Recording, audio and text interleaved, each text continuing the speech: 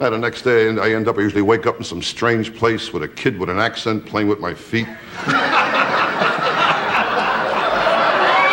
Johnny Carson hosted nearly 22,000 guests. Most were forgettable promotional segments, but a few became legendary, turning a simple interview into comedy gold. How are you? Fine. I haven't seen you in a long time. I mean, except for last night, but I mean, it's been... These are the 15 guests Johnny Carson said were the funniest. Rodney Dangerfield, the no respect machine. I tell you, my neighbor don't get no respect either. No respect at all. You kidding? No respect from anybody. I bought some rat poison. The girl asked me, should I wrap it up? You're going to eat it here. I mean, the girls always gave me a hard time. I'm not a ladies' man, that's why. You kidding? I know I'm ugly. I stuck my head out the window, got arrested for mooning. Rodney sits down, already sweating punchlines, and Carson barely has time to ask a question before the jokes start piling up. I went to a wild party. Did you? Tell us about it. Yeah, well, I played a new version of Russian roulette. Yeah, we passed around 6 girls, and one of them had VD. The funniest moment is him rattling off a nonstop no-respect barrage so fast that Carson can't even respond between laughs. And I was an ugly kid, too. I worked in a pet store that people kept asking how big I'd get. Carson told his writers, Rodney's pace is what our monologue. He later said, Williams is the only guest where I became the audience. I just watched and laughed. Jonathan Winters, The Character Factory. Johnny Winters is a longtime friend of mine. I think I've known John for 20-some years, and next to Broderick Crawford, I think he's the funniest man in the world. Jonathan Winters doesn't answer questions, he invents people who answer for them. The funniest moment is when Winters tells the story of gluing the cat to the floor. I had a thing happen. I was painting the other night, and some glue spilt on the floor, and I forgot momentarily. I phase out, you know. Just a little. Constantly, you know, just phase out. Here was glue just all over, and my cat came down, and I noticed Kitty was quite still. And so I said, come on, Kitty, Kitty, Kitty, Kitty. Come on, Tiger. That's Tiger. his name, Tiger. Come on, Tiger, come on, Tiger. And Tiger's just like this, you know. And I looked down at his little paws, and he was in quite hard in the glue. And I said, well, it's tough, you know. I'm strong, I can get out of it. Carson told producers, give Winters extra time. You never know what he'll create, but it's always worth it. Don Rickles, the insult king. I wish you luck, John. Thank you, Don. I think it's time you moved on. Oh, I think so. Hey, I'm not saying that facetiously. I'm not retiring. You know, I'm just stepping down as the host of this show. You're finished. There are It's other things I over. want to get about. Stop trying to be graceful. They asked you to get out, and you're walking away. Rickles walks out like the show belongs to him, and Carson instantly becomes the target instead of the host. Don, Are you the governor of Guam? aren't you getting a little older? I know your age. The prom's over. All right. I mean, It's summer. I know, but you're dressing like some Chinese yo-yo or something. How you feeling, Ed? Very good, Don. Keep your name alive. Great. Thank you. You got heavy stuff going, but you're a good guy, and you know I love you, Ed. Thank you, Don. I'll testify to anything. I'll go. Because I heard the news. You're the new host.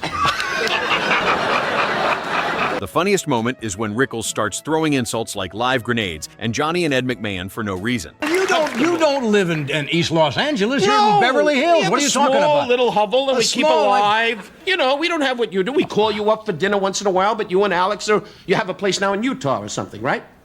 Yeah, Are no. these too fast? No. Oh. Now you know why they want to dump them. Carson later told his staff, Rickles is the only guest who can destroy my property and somehow make me look like the bad guy. Bob Newhart, the nervous storyteller. I was in the Army with a guy named Gusso Broussard from That's gotta be Louisiana. Campty, Louisiana. And Is he a Cajun? Cajun, and we had the bunk next to each other, and every day he'd wake up. He spoke to me for 2 years in the Army. To this day, I haven't the slightest idea what he was saying. Newhart sits down with that calm, nervous energy that makes every line sound like it's barely holding together. The funniest moment is when he launches into one of his famous phone call routines on the couch and keeps Carson trapped in the rhythm. Johnny reportedly told Bob, your pauses are funnier than most people's punchlines. Jack Benny, the timing master. When it came time to do the English horse, this is what he did, and we didn't even know it.